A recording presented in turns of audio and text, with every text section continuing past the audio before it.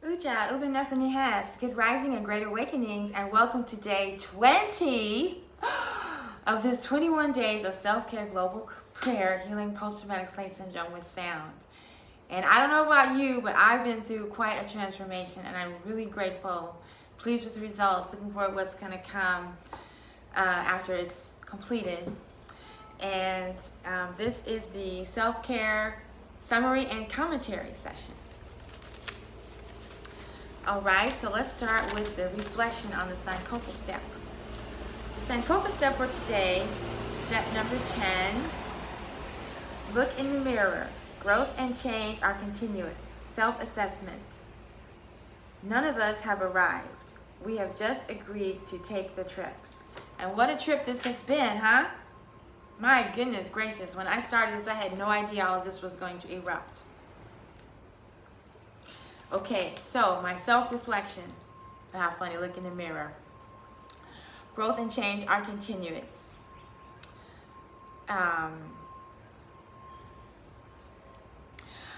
I want to acknowledge that I've been able to heal quite a bit.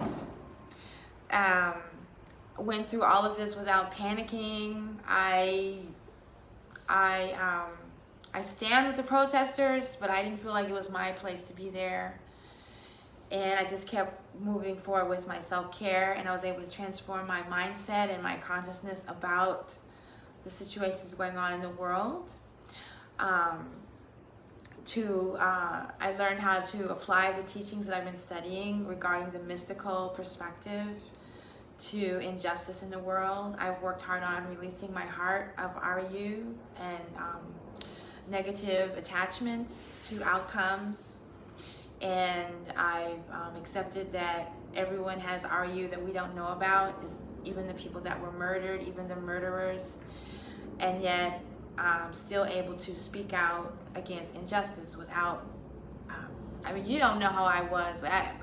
When I first got on the path of a musician and Rasta healer and all that, I hated white people so much. I developed styes on my eyes for 2 years because I have white ancestors, and it took me 2 years to realize that I have white ancestors that were not slave owners. They weren't all slave owners. And so I've really come a long way. A few years ago, I was ready to kill myself because my teachers tell me that I'm too attached to my cultural identity and I need to focus more on my spirituality. I'm too attached to political issues of time and space. And I went on a 40-day, I wanted to do 40 days of water, and they wouldn't let me. So I ended up doing 10 days of water and then cleansing and fasting for the other 30 days. And that's another story. But anyway, I'm really, I'm proud of myself, if that's possible, or I'm really happy that I've been able to identify with my higher self, my royal personality, in place of always identifying with the ego personality.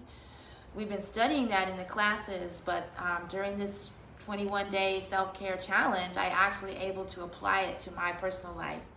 And I'm just really grateful. If you want more information on that type of experience, visit EgyptianYoga.com, EgyptianMysteries.com, KemeTones.com. I don't know, they have a lot of different names, but the main one is EgyptianYoga.com, where you'll be able to study with my preceptors, Dr. Muwada Ashby Sabaima and Dr. Karen Ashby Sabaja. And dua to them and to everyone within the temple organization for being so patient with me. Let's see, what else have I got here? Yeah, I was able to really let go, ab, time and space, worldliness, and attachments. And there's some other things went on too that I'm really happy about. So how am I going to continue with this work? Well, I've done this protocol on myself twice. This is the first time I did 21 days in a row, 21 days. And I'm looking forward to getting able to work on clients that are able to sign up for the 10 session package. And it'll be at a discount since it's something new. And I'm also going to work on the White Rage program, so that we can all learn how to deal with white rage and to, remove obstacles and blocks to dealing with the trauma. The PTSS program is applicable to everyone, black and white, because white people have also been subjected to trauma from slavery times. and its slavery isn't over, but I'm referring to the enslavement of African and indigenous people for, you know, I say 400 years. It's still going on, but you know what I'm talking about. And then also, the next program that I'm going to work on for my self-care, my healing, is healing from sexual assault and womb trauma.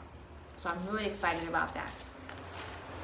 Okay, so let's get on with the self-care summit. And I forgot to mention that I do feel like my heart is lighter. When people are in my presence, they say that I'm definitely lighter.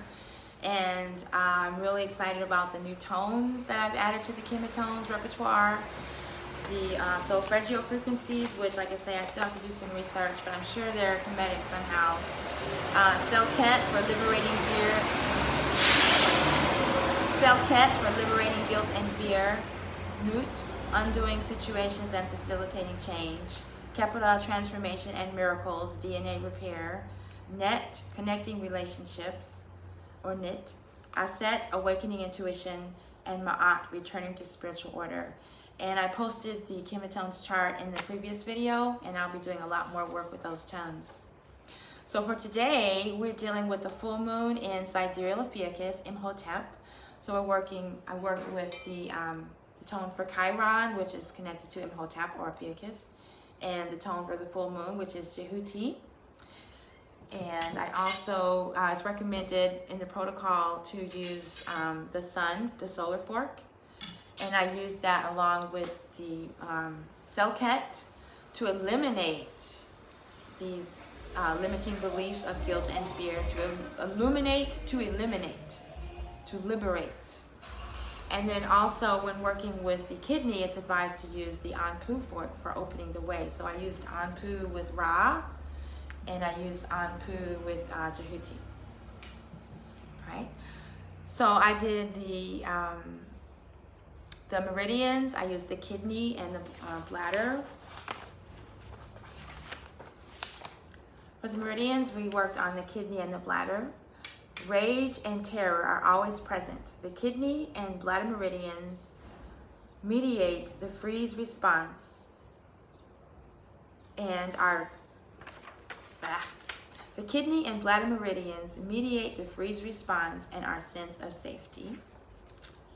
And for the protocol points, I worked on the 3 treasures, which is the, you can see, it's the kidney point, which is 4 inches below the navel, the heart, and the first eye. So I did that with the tones. And then the extraordinary vessels I chose to use today are the dew and the chong. And I haven't used the dew very much during this process because I focus on the chong, the yin way, and the yang way. But here's the reading for the dew. Nourishes the spine and the brain, dizziness, tinnitus, poor memory, regulates kundalini during transitional cycles, use the zodiac for sexual and abuse, synthesizes sexual and spiritual issues, transformational shifting, Ophiuchus, kundalini activated, physical body has a hard time keeping up, back pain, kundalini trying to move. And the chong, of course, is one of my favorites. Moving the chi between the kidneys, intergenerational patterns, treats cellular memory, genetic disorders, inherited traits, substance abuse, digestive center, difficult issues, difficult to digest. It's the grandparent-grandchild extraordinary vessel pair. Ancestral imprinting clears both muscle memory and cellular memory, trauma, PTSD, cellular memory, old trauma, new trauma, kidney, reproductive issues, prostate issues, menstrual issues, neutral space between the kidneys. As you can see, it really resonates with the kidney meridians, and so on and so on. Okay, so that was the self-care. Let me get with a little bit of these high frequency tones, which are so lovely.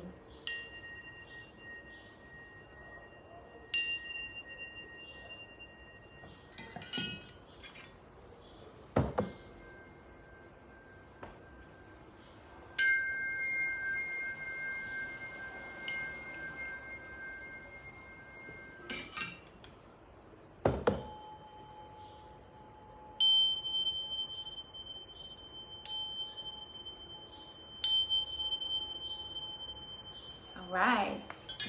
Do a HOTEP. Stay tuned for the Global Prayer Cosmic Chimes and Chanting.